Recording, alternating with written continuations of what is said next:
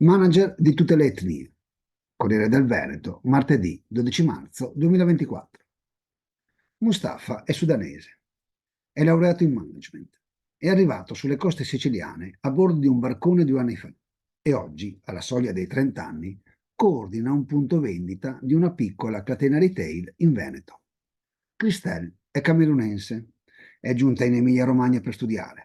Oggi è trentenne, lavora nel team tecnico-commerciale di un'azienda emiliana ed è a un passo dalla laurea in ingegneria informatica a Parma. Rullah è pakistano. Ha lasciato la sua terra con altri coetanei poco più che adolescente. Ha attraversato intere nazioni. Oggi, che è 19enne, fa parte della squadra che gestisce un punto vendita di una insegna della grande distribuzione al dettaglio e con lui lavorano una rumena, un tunisino e un'italiana. Mahala è indiana. Da quasi 3 lustri è nel bel paese. Ha svolto varie attività nei servizi alla persona e nella logistica. Foziatù è nata in Burkina Faso. Si è trasferita in Veneto con la famiglia nella prima infanzia. Ha frequentato l'intera filiera scolastica e universitaria italiane e fra qualche mese, quando sarà ancora 23enne, diventerà dottoressa magistrale a Padova in area management. Elif Naz è turca. Ha scelto l'Italia per la laurea magistrale, l'ha ottenuta in modo brillante. Ha trovato il suo primo lavoro qui e oggi è Sales and Marketing Specialist in un'azienda veneta. Queste storie e questi profili professionali ci caricano di alcune responsabilità che non possiamo né ignorare né scansare. Eccone un paio. La prima è agire con lungimiranza per creare una cultura aperta alla varietà etnica anche nelle posizioni organizzative intermedie e apicali delle imprese. L'ampia presenza di più etnie è da almeno un ventennio prassi consolidata nei ruoli operativi della manifattura e dei servizi alla persona. Ma se spostiamo il focus sulle linee manageriali, il quadro cambia in modo significativo.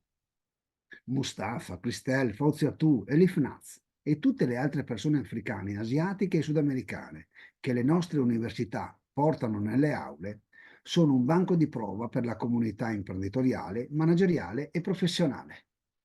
La disponibilità a offrire loro opportunità di impiego in linea con la formazione terziaria è la modalità più immediata ed economica per bilanciare la fuga di cervelli italici e soddisfare il fabbisogno di un carente capitale umano.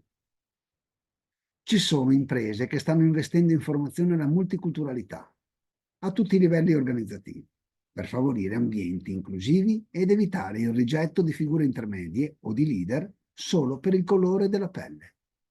Ce ne sono altre che cambiano gli approcci, le parole e i volti della comunicazione interna ed esterna per rendere evidente che non c'è alcuna ragione per confinare la policromia della pelle solo in alcune attività e in particolare in quelle di minor pregio. Su questi fronti, e lo scrivo a ragion veduta, le punte più avanzate sono le università ed è da loro che si deve imparare. La seconda responsabilità collettiva è prendere atto che il profilo delle persone migranti non è omogeneo, ma è distinto in diversi segmenti per ciascuno dei quali va progettato un portafoglio di servizi di comunità su misura e non standard. Per le persone straniere in possesso di formazione terziaria, cresciute nel nostro paese, tra l'accettare una buona proposta di lavoro in Italia o spostarsi per andare in Austria, Germania, Francia o Spagna per svolgere un'attività simile, a fare la differenza sono le condizioni di contesto che ne facilitano l'inserimento e l'integrazione nella società locale.